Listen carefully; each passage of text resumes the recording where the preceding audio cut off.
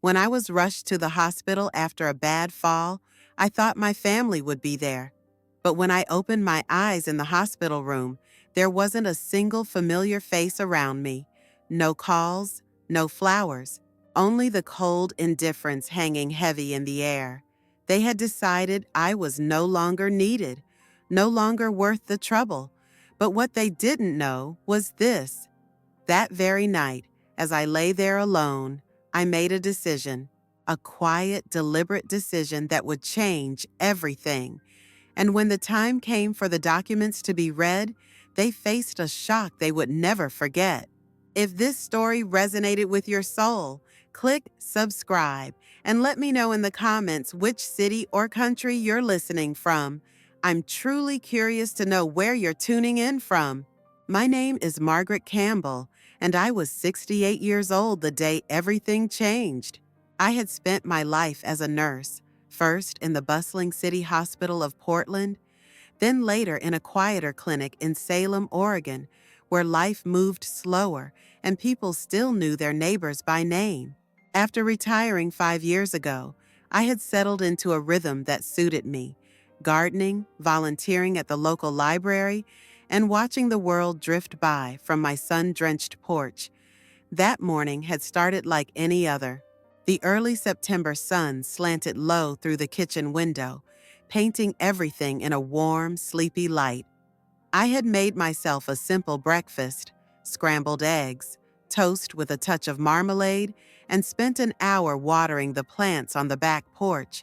There was a crispness in the air that hinted at the coming of fall, and I smiled at the thought of pulling out my favorite sweaters soon.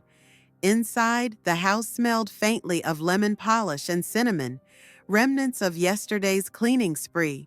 I decided it was the perfect day to tackle the attic, a project I had been putting off all summer.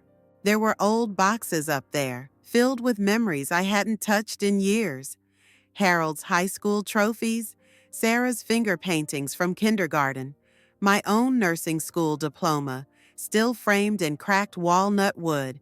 I fetched the stepladder from the garage, feeling a little silly about my determination to handle it all myself, but I had always been independent. Even after Harold passed away, even after Sarah and the grandkids moved 3 states away, I managed on my own. I set the ladder beneath the attic hatch and climbed carefully, one step at a time, ignoring the slight twinge in my knees.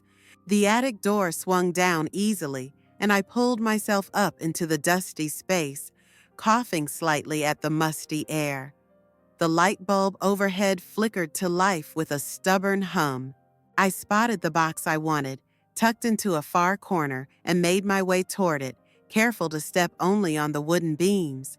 I worked slowly, sorting through old photographs, worn quilts, a collection of Harold's fishing gear I hadn't had the heart to part with. An hour passed before I realized how tired I had become. My knees ached, and my lower back screamed in protest every time I leaned forward. I decided to bring one last box downstairs before calling it a day. Balancing the cardboard container in my arms, I backed slowly toward the ladder. My heel found the top rung, and I began my descent, inch by cautious inch. I don't know exactly what happened next. Maybe my foot slipped. Maybe my balance faltered. Maybe the box shifted just enough to throw me off center. All I know is that the world tilted sharply, the edges of the attic hatch spinning past my vision, and then there was nothing but weightlessness, followed by a jarring, searing impact. Pain exploded through my left side, radiating outward like a shock wave. The box crashed beside me, spilling decades of memories across the floor. For a moment, I couldn't move, couldn't think, could only lie there gasping, blinking against the sharp, intrusive light overhead. Somewhere in the haze, I became aware of the throbbing in my hip, a deep, bone-deep ache that made my stomach churn. Instinct told me something was broken. Years of nursing had taught me the language of injuries, and this was no simple sprain or bruise. I struggled to reach for my cell phone, which had fallen from my pocket during the fall and now lay just out of reach. Every movement sent fresh bolts of pain screaming through my body.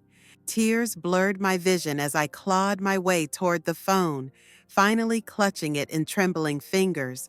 I called 911, my voice barely more than a croak, and managed to give them my address before the pain overwhelmed me again. The paramedics arrived quickly. They were kind and efficient, speaking to me in low, reassuring tones as they stabilized my leg and lifted me onto the stretcher. I clutched Harold's fishing cap in my hand, a ridiculous thing to hold on to, but I couldn't seem to let it go. As they loaded me into the ambulance, the reality began to sink in. I would need surgery. I would be laid up for weeks, maybe months. I would be vulnerable. But through the fog of pain and fear, one thought rose above the rest. A comforting thought at the time. Sarah would come. She would bring the grandchildren. She would sit by my bed, holding my hand, telling me silly stories to make me laugh through the hurt. Derek would grumble, but he would show up too, because family did that for each other. That belief cradled me through the ambulance ride, through the hurried rush of the emergency room, through the cold sting of IV needles and the dizzying haze of X-rays. When they wheeled me into a hospital room, small, sterile, and humming with quiet activity, I kept glancing toward the door, expecting it to swing open any moment, to see Sarah's worried face peeking through.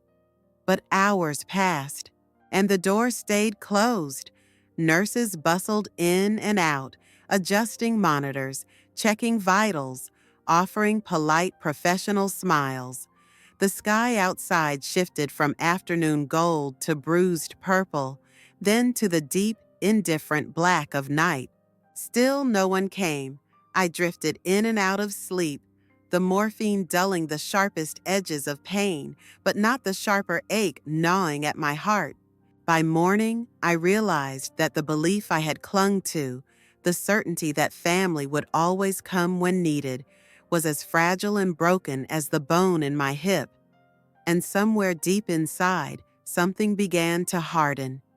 A realization, a reckoning. They had left me alone, but I would not be helpless, not anymore. The hospital room seemed even colder the next morning. The sterile white walls reflected the gray light of dawn, making everything feel bleached and thin, like a photograph left too long in the sun.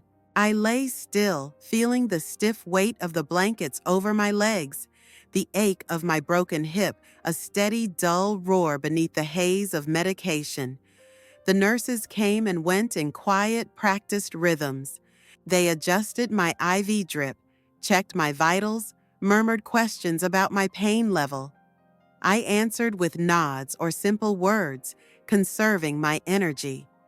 My body was tired, but it was the hollowness inside me that exhausted me more. Every time the door swung open, every time footsteps approached down the hall, a tiny flicker of hope would leap in my chest, only to extinguish itself with a painful hiss when it was just another nurse, another orderly, another stranger with a clipboard. By mid-morning, I realized I was waiting for something that was not going to happen. No visitors, no flowers, no calls. I turned my head slightly on the stiff pillow and stared at the empty chair beside my bed, the one they always placed there for loved ones. It sat there like a monument to my loneliness, a reminder of what should have been and wasn't. Across the hall, I could hear laughter. A large family had gathered in another patient's room, their voices bright and musical, overlapping in that chaotic, affectionate way that families have. I heard a little boy asking if he could push his grandma's wheelchair. I heard a daughter explaining a new recipe she had tried. I heard a man's voice, probably the patient's son, joking that he would sneak in pizza because hospital food was a crime. The sounds were a knife, carving deep into the soft places I had thought were protected. I turned my face away from the door, blinking hard against the sudden sting in my eyes. Memories floated to the surface unbidden. Sarah, at 6 years old, climbing into bed with me on Christmas morning, squealing about presents. Sarah, at 14, sulking because I made her stay home and study instead of going to a party. Sarah, at 21, in her cap and gown, tears of joy streaming down her face as she hugged me tighter than she ever had before. I had been there for every scraped knee, every heartbreak, every triumph. Where was she now? I tried to be reasonable. Maybe she was busy. Maybe Derek needed the car. Maybe the kids had soccer practice or a school project or any number of things that felt urgent in the moment. Life was complicated. I knew that. I had lived enough of it to understand how easily good intentions got swallowed up by everyday demands. But reason couldn't drown out the truth. If they had wanted to come, they would have. If I had mattered enough, they would have been here. The realization settled over me like a heavy blanket, suffocating and cold. The nurse came in with my lunch tray, a pale piece of chicken, a scoop of mashed potatoes that looked more like paste, and some sad green beans swimming in tepid water. She set it down with a sympathetic smile, asked if I needed anything else, then slipped out again. I didn't touch the food. Instead, I stared at the window, watching a crow strut along the ledge outside, its black feathers glossy in the weak sunlight. It paused, cocked its head at me, then took off in a flurry of wings. The silence after it left felt absolute. Around noon, I tried calling Sarah. The call went to voicemail after 2 rings. I left a message, my voice careful and light, saying that I hoped she was all right, that I would love to see her if she had time. I didn't mention the pain. I didn't mention the loneliness. I wrapped my need in politeness and sent it off like a fragile paper boat on a stormy sea. Hours passed. No reply.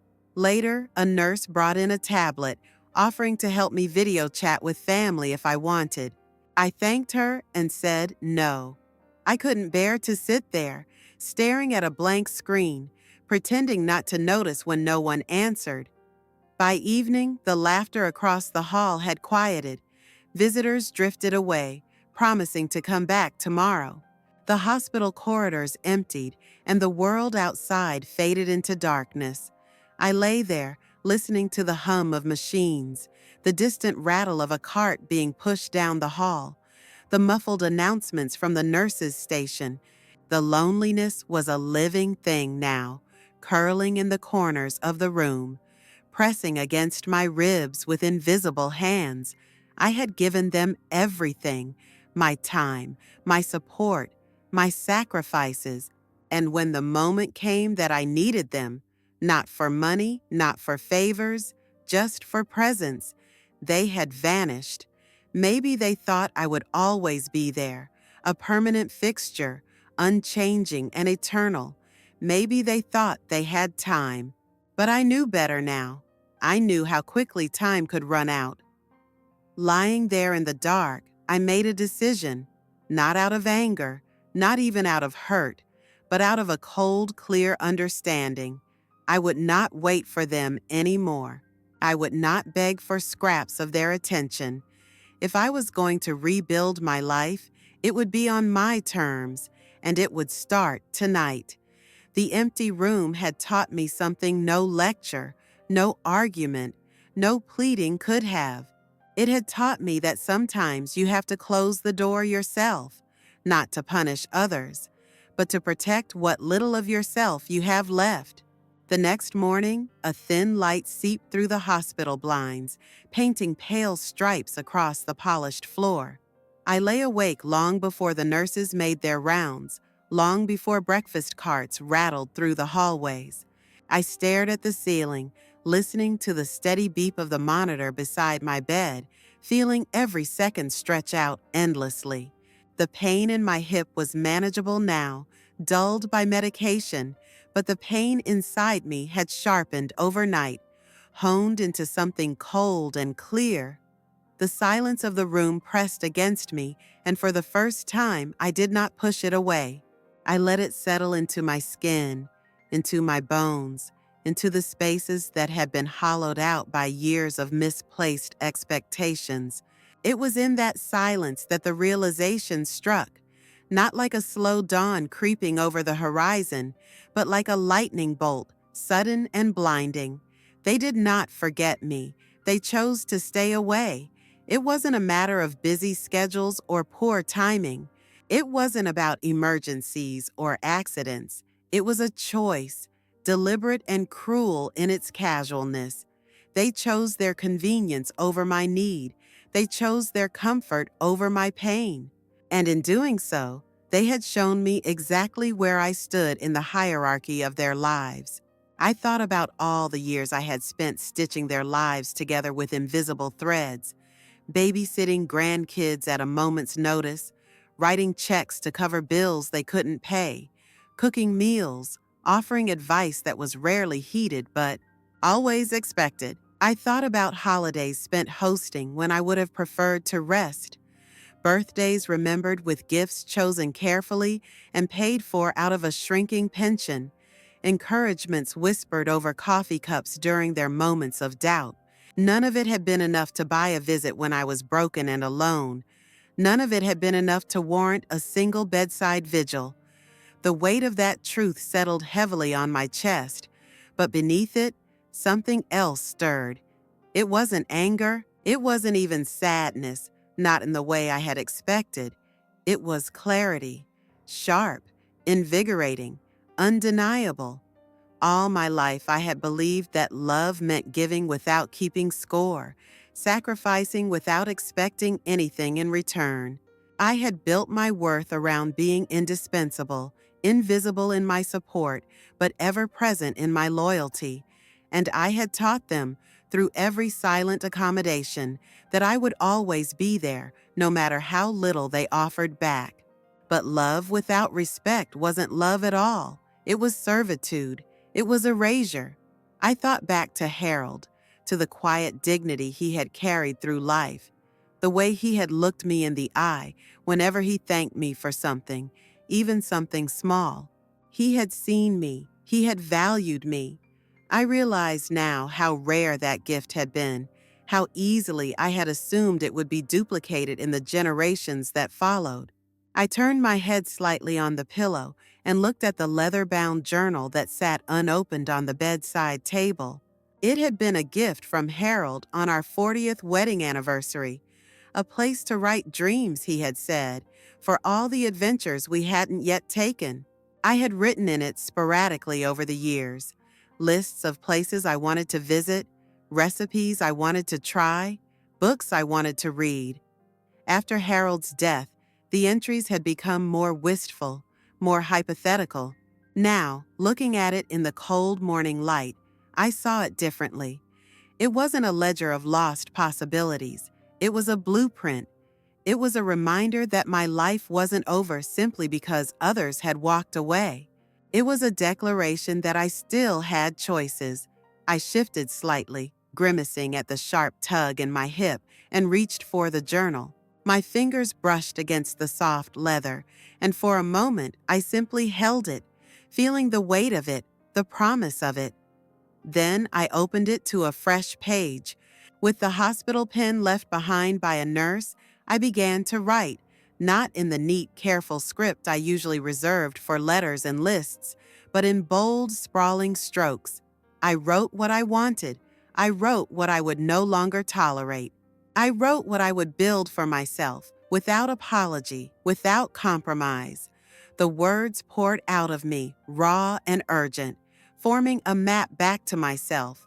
When I finished, I set the pen down and closed the journal, feeling a strange kind of lightness settle over me. It wasn't happiness, not yet, but it was the beginning of something better than happiness. It was liberation. I knew what I had to do next, not out of spite, not out of vengeance, out of a simple bone-deep understanding that my life was mine. That evening, when the night nurse came in to check my vitals, I asked her if she could bring me the hospital's notary public. She looked surprised, but nodded. There were forms to fill out, papers to prepare, calls to make.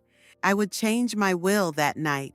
I would redraw the lines of my legacy with the same steady hand I had once used to stitch up wounds in the emergency room, because I deserved to leave behind more than silence and disappointment. I deserved to leave behind a testament to the woman I had always been, not invisible, not forgotten, unbreakable. The hospital corridors grew quieter as the evening settled in. The sounds that had filled the day, the clatter of carts, the soft shuffle of nurses' shoes, the low murmur of visitors, faded into a deep, heavy silence, broken only by the occasional beeping of distant monitors.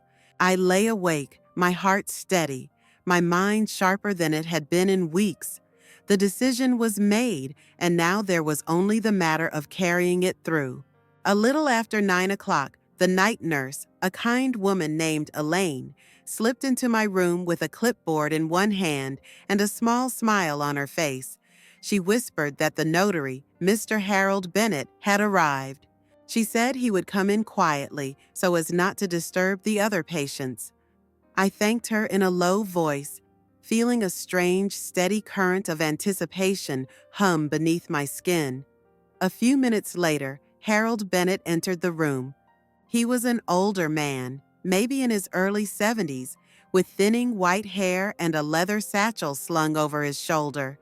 His presence was calm, unhurried, as if he understood the weight of moments like this without needing it explained. He pulled up the empty chair beside my bed, the same chair that had sat vacant all this time, and set his satchel on his lap. We exchanged a few quiet words. He asked if I was certain, if I was of sound mind, if I wished to proceed. I answered yes to all of his questions without hesitation. There was no uncertainty left in me, no second guessing. He pulled out a small laptop and a stack of neatly printed forms. The soft glow of the laptop screen illuminated the lines on his face, the kind that come from years of listening more than speaking. As he typed, he asked simple questions about my wishes, about how I wanted to distribute the things I had spent a lifetime building. I spoke clearly, firmly, no hesitation. I left nothing to chance. My modest savings, my house, my personal belongings, all of it would go to causes and people who had proven their loyalty and kindness, not with words, but with actions. I named the local children's library as a primary beneficiary, a place that had brought joy to me and so many others over the years. I designated a scholarship fund for nursing students at the community college where I had once lectured. I named my longtime friend, Carol Simmons, who had visited me during my recovery from Harold's death when no one else had, as the recipient of my car and a small trust. There were no bequests for Sarah or Derek, no token gifts, no hollow apologies dressed up in legal language. They had made their choices, and now I was making mine. Harold worked methodically, printing pages from his portable printer and placing them in front of me one by one. I read each line carefully, even though my body ached and my eyelids grew heavy. I would not let fatigue steal the significance of this night. Elaine returned quietly with 2 other staff members to serve as witnesses. They stood by the door respectfully, understanding, perhaps more than they let on, the gravity of what they were witnessing. With a hand that only trembled slightly, I signed each page. Margaret Campbell, Margaret Campbell, Margaret Campbell. Each signature was an act of reclamation, a line drawn in ink to separate the woman I had been from the woman I had chosen to become. When the final document was signed and sealed, Harold packed his materials back into his satchel with the same care he had shown throughout the process. He handed me a copy of the documents and placed the originals securely into a folder to be filed properly the next morning. As he stood to leave, he paused, looking at me with a kind of quiet respect. "You've made clear choices tonight," he said gently. I nodded, unable to find words that could capture the mix of sorrow and strength that filled me. He didn't ask for more. He simply tipped his head in a gesture of farewell and slipped out into the hallway, his steps fading into the hush of the night. Elaine came in shortly after to check my IV and tuck the extra blanket around me. She didn't speak, but she gave my hand a brief, reassuring squeeze before leaving me alone again. But it wasn't the same kind of loneliness. It wasn't the sharp, aching kind that gnawed at the edges of your soul. It was a different kind of solitude, a strong, deliberate solitude, born not from abandonment, but from choice. I settled back against the pillows, the signed documents resting on the nightstand within easy reach. Outside the window, the city lights shimmered like a distant galaxy, untouchable and cold. I didn't cry. There was nothing left to mourn, only something new to build. Tomorrow, the hospital would discharge me. Tomorrow, I would step, or be wheeled, into a world where I no longer played the role of silent benefactor to people who saw my love as obligation. Tomorrow, my life would begin again, and it would belong to me, wholly and unapologetically, from the first breath of morning to the last fading light of dusk. The morning after the papers were signed, I woke with a strange sense of lightness, as if a weight I had carried for decades had finally been set down somewhere behind me. The hospital room was still the same, sterile, cold, impersonal, but something within me had shifted. The room was no longer a place of abandonment. It was a place of transformation. I sat up carefully, feeling the stiffness in my hip, and looked over at the nightstand. There, neatly stacked, were the copies of the documents Harold had left me. My new will, my new legacy. I reached for them with hands that no longer trembled. The nurse came in a little after 7, cheerful and brisk, announcing that my discharge papers were being prepared and that physical therapy would arrange an initial home visit later in the week. I nodded, barely hearing her. My mind was elsewhere, running through the details of what needed to be done next. After breakfast, a tray of rubbery eggs and overbrewed coffee I barely touched, I asked for access to the hospital's small business center. Elaine wheeled me down the corridor, her hands firm on the handles of the wheelchair, and left me in front of a simple room with a few desks, a printer, and a computer. I logged in and began typing an email to my lawyer back in Salem, a woman named Teresa Barnes who had handled my affairs after Harold passed. I explained the situation briefly but clearly. Attached were scanned copies of the new will, the notarized affidavits, and instructions for the original document's safekeeping. I told her to proceed immediately with updating the county records regarding my house and to contact the institutions where my modest investments were held. I requested that she notify the new beneficiaries discreetly, without fanfare or premature disclosure. Everything needed to be airtight, final, irreversible. When I finished, I sat back in the stiff chair and let out a breath I hadn't realized I was holding. It was done.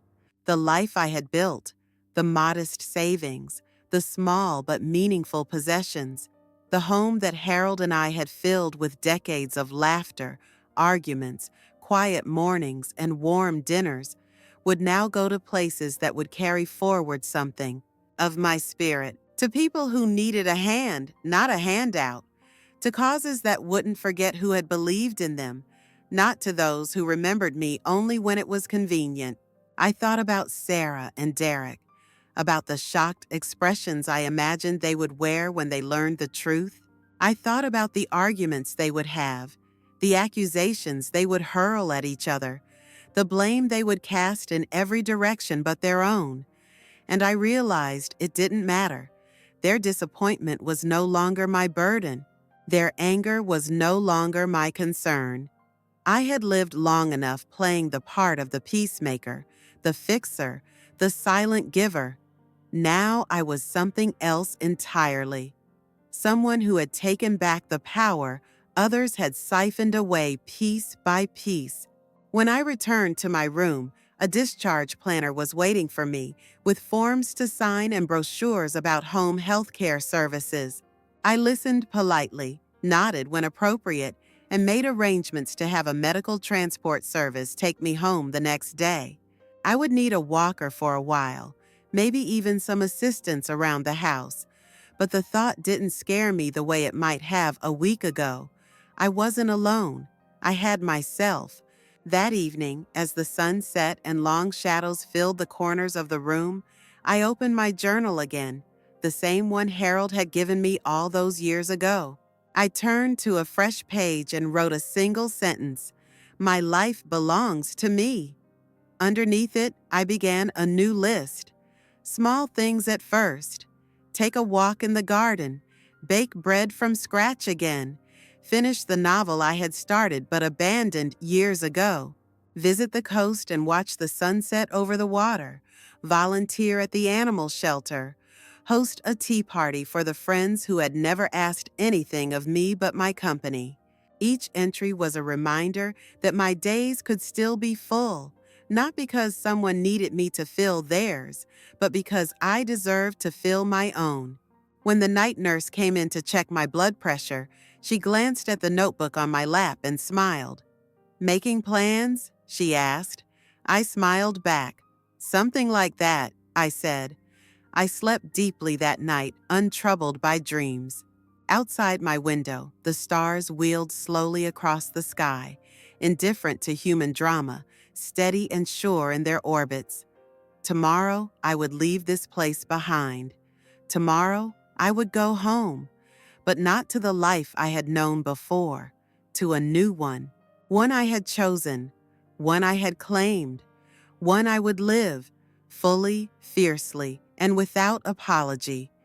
The day I returned home, the sky was heavy with low gray clouds that threatened rain but never quite followed through. The ride in the medical van was bumpy, the kind of jostling that made every crack in the pavement feel personal. When we pulled up to my modest bungalow, I sat for a moment, staring at the front door with a strange mix of dread and relief. This was my sanctuary, but it was also a place that had once been so closely tied to a life I thought I was still living. The driver helped me inside, setting my small overnight bag on the kitchen table before giving me a polite nod and disappearing down the driveway. I stood in the entryway, gripping the handles of my new walker, and let the silence of the house wrap around me like an old quilt. It smelled faintly of lemon and cedar, the way it always had. The clock on the wall ticked in steady defiance of everything that had changed. I made my way slowly to the living room, easing myself into Harold's old recliner by the window.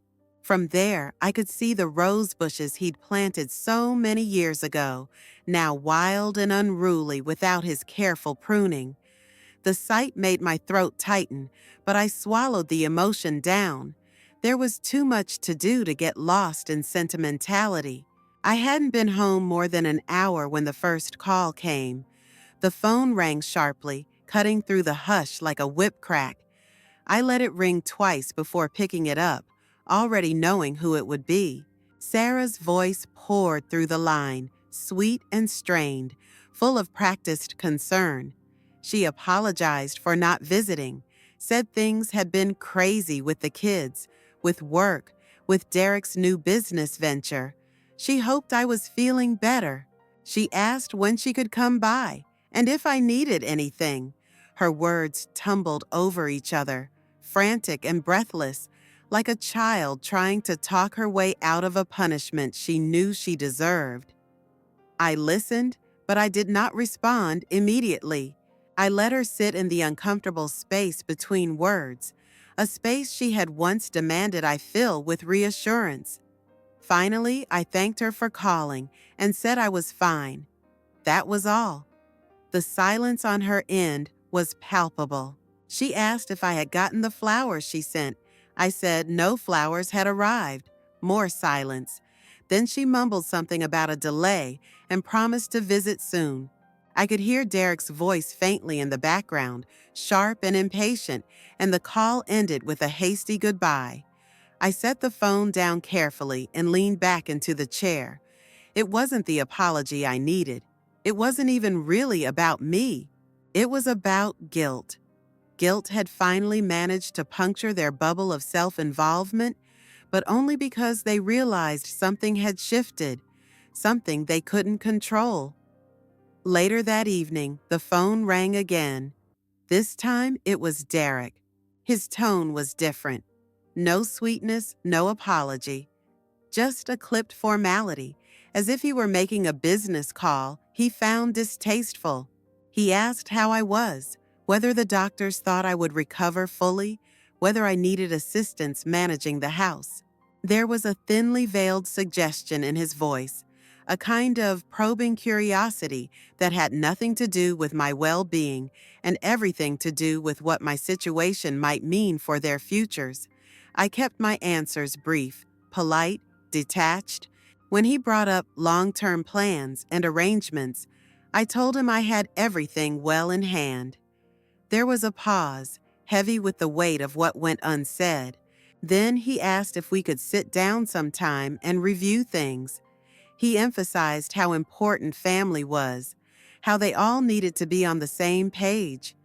I smiled as I listened, even though he couldn't see it. The page he thought we shared no longer existed. I told him we could talk soon, that I would let him know when I was ready. We ended the call shortly after, his voice tight with frustration masked poorly as concern. In the days that followed, the calls continued, sporadic and awkward. Sarah texted pictures of the grandkids, smiling faces covered in chocolate ice cream, soccer trophies held aloft with pride. She wrote messages sprinkled with too many exclamation marks, trying to convey a warmth that no longer reached me. Derek left voicemails about touching base and future discussions, always wrapped in the language of obligation, never once offering an honest acknowledgement of where things had gone wrong. Each ring of the phone was a tiny confirmation of the choice I had made. Each message was a reminder of the difference between real connection and obligation dressed up in convenience. I didn't rush to return their calls. Sometimes I didn't return them at all. Instead, I spent my days rebuilding my life on my terms. I hired a neighbor boy to help with the yard work. I arranged for a physical therapist to come by twice a week. I ordered groceries online, savoring the small luxury of choosing exactly what I wanted without compromise. And at night, when the calls inevitably slowed and the world grew quiet again, I sat by the window with a book or a crossword puzzle and felt something bloom in the stillness. Freedom, not the freedom of abandonment or neglect, the freedom of self-respect. They had finally noticed my absence, but they hadn't noticed me. And now it was too late. I was no longer waiting for them to come back. I was no longer waiting to be chosen. I had already chosen myself. The day of the meeting arrived with a kind of slow inevitability. The air was thick with the kind of oppressive heat that made every movement feel heavier, and the ceiling fans in my little living room spun lazily, doing little to cut through the humidity. I had spent the morning quietly preparing the space, setting out a pitcher of lemonade and a plate of simple shortbread cookies, as if this were any other afternoon gathering, and not the moment that would draw a permanent line between the life I had known and the life I had now chosen. Teresa Barnes, my attorney, arrived first. She was a small woman with sharp, intelligent eyes and a voice that carried an unshakable authority no matter how gently she spoke. She shook my hand firmly, placed her leather case on the coffee table, and set to arranging the papers she had brought with a meticulous care that I found oddly comforting. Shortly after, Sarah and Derek arrived together, the tension between them palpable even before they crossed the threshold. Sarah wore a strained smile and clutched a handbag so tightly her knuckles were white. Derek came in with that same air of practiced indifference he always wore, when he knew he might be blamed for something but thought he could outtalk the consequences. They barely looked at me. Their eyes kept darting to Teresa, to the thick stack of documents on the table, to the folder that bore my name in neat black letters. We made awkward small talk for a few minutes, sipping lemonade neither of them seemed to taste. Sarah commented on how well the garden was growing this year. Derek asked vaguely about my recovery, not waiting for a real answer before glancing again at the papers. Finally, when the false pleasantries could stretch no further, Teresa cleared her throat and opened the folder. She began to read. Her voice was even, professional, giving no weight to the emotions that cracked and flared across Sarah's and Derek's faces as the contents of the new will were revealed piece by deliberate piece. The house, the home they had assumed would naturally pass to them without contest, was to be sold after my death, the proceeds donated equally to the local children's library and a scholarship fund for nursing students. My personal savings, modest but enough to matter, had been divided between the same causes, with a small but meaningful sum allocated to Carol Simmons for her unwavering friendship during the darkest times of my life. My car, my jewelry, even the contents of my house, every sentimental item they might have considered theirs by right, had been carefully designated to people and organizations that had touched my life with kindness and sincerity, not obligation. Sarah gasped audibly when Teresa read the part about the library donation. Derek's face flushed an angry red, and he leaned forward as if he might interrupt. But Teresa didn't pause. She continued with the quiet, implacable determination of someone who had seen enough ugly family moments to know that the only way through them was forward. When she finished, she closed the folder with a soft but definitive snap. For a long moment, the only sound in the room was the slow ticking of the wall clock. Sarah was the first to speak, her voice trembling, half shock, half anger. She asked if there had been a mistake, if perhaps I hadn't understood what I was signing. She said it so carefully, as if tiptoeing around the accusation she clearly wanted to make, that I was too old, too confused, too broken to know my own mind. I met her gaze evenly and said nothing. Derek, less restrained, let his anger bleed through immediately. He accused Teresa of manipulating me. He accused me of betrayal. He asked how I could possibly do this to my own family, spitting the word like it was bitter in his mouth. Again, I said nothing. I didn't owe them explanations. Every opportunity for understanding had been given long before this moment. Every choice they had made, every absence, every careless word, every unreturned call had led us here. They looked at me now as if they were seeing a stranger. And in a way, they were. I was not the woman who had spent years bending herself into smaller and smaller shapes to fit their needs. I was not the mother who waited by the phone, desperate for a scrap of attention. I was not the grandmother who plastered on a smile while feeling invisible at family gatherings. I was Margaret Campbell, 68 years old, widow, nurse, friend, survivor, and now the architect of my own legacy. Sarah eventually stood, tears glistening in her eyes, but anger stiffening her spine. She said she needed time to process everything. Derek muttered something under his breath, something cruel and cowardly that I chose not to catch. They left without another word. The door closed behind them with a finality that felt less like an ending and more like a beginning. Teresa packed up the documents with professional efficiency, pausing only to place a warm hand on my shoulder as she left. I sat alone for a long time after that, the evening light casting long shadows across the living room. I didn't feel triumphant. I didn't feel vindicated. What I felt was peace, the kind of peace that comes from knowing you have spoken the truth, not with words, but with actions. The kind of peace that comes from no longer begging to be seen, but from seeing yourself clearly and deciding that it was enough. Outside the window, the roses waved gently in the evening breeze, wild and beautiful, untamed and thriving. And so was I. The morning after the reading of the will dawned cool and bright, the kind of day that carried a hint of autumn, even though summer technically still clung to the calendar. I woke earlier than usual, the house steeped in an unfamiliar but welcome silence. There were no appointments to keep, no strained conversations to brace myself for, no obligations looming overhead. For the first time in years, I felt like the day belonged entirely to me. I made myself a pot of coffee, strong and dark, just the way Harold had always liked it. I sipped it slowly on the back porch, wrapped in a light sweater, watching the light crawl across the garden. The rose bushes danced in the breeze, wild and unbothered by pruning shears or expectations. They grew for themselves, not for anyone else's approval. I thought that maybe I could learn something from them after all. The bitterness I had expected to feel never came.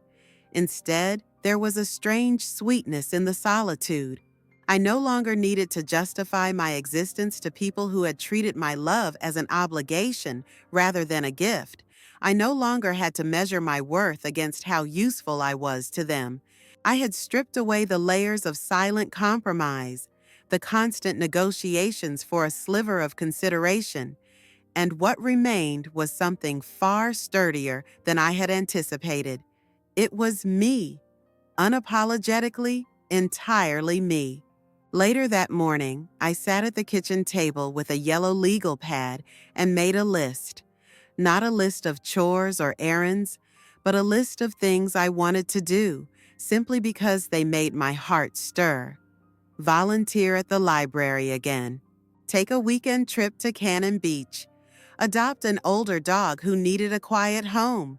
Learn to paint, even if the canvases turned out terrible.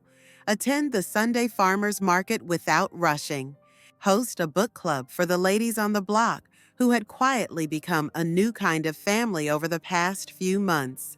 The list grew longer as the hours passed, and with each new line, the space inside me expanded, pushing out the last lingering traces of sorrow. By early afternoon, I called Carol Simmons and invited her over for lunch. She showed up within the hour, a bouquet of wildflowers in one hand and a box of donuts in the other. We ate on the porch, laughing over stories from our nursing days, marveling at how strange and wonderful life could be when you finally stopped trying to mold it to fit other people's expectations. Carol asked if I had any plans for the weekend. I told her I was thinking about driving to the coast, taking in the salt air, maybe even dipping my toes in the cold Pacific if I felt brave enough.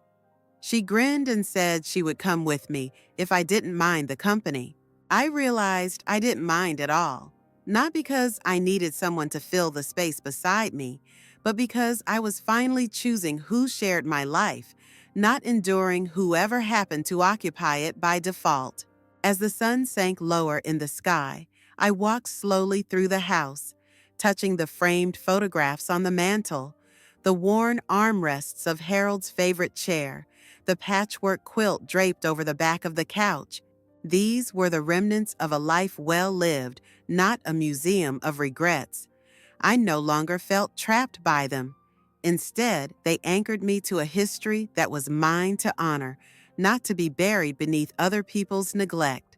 In the days that followed, Sarah and Derek sent a few more messages, tentative, strained, awkward attempts to find footing on a bridge that no longer existed. I responded when I felt like it, with kindness but without urgency. I wished them well, silently and sincerely. But I no longer bent myself into painful shapes to accommodate their discomfort. I was not cruel. I was simply free. Free to love without being taken for granted. Free to give without emptying myself. free to live the years that remained with the same fierce tenderness I had once reserved for everyone but myself. One evening, a few weeks later, Carol and I stood on the edge of the beach at Cannon Beach, the wet sand cool beneath our feet, the ocean stretching vast and endless before us. The wind whipped through our hair, carrying away the last tattered remnants of the old life I had left behind.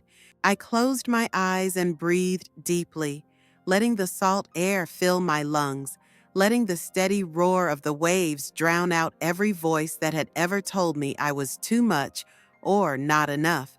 When I opened my eyes again, the world seemed sharper, brighter. It was not the life I had planned. It was not the life others had assumed for me. It was the life I had chosen, one brave step at a time. And it was beautiful.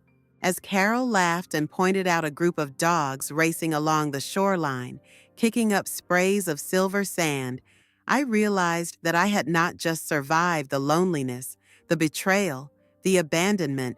I had transcended it.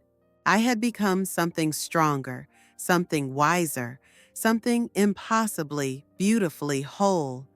And standing there, with the ocean singing its endless song before me, I promised myself that I would never again ask permission to be happy.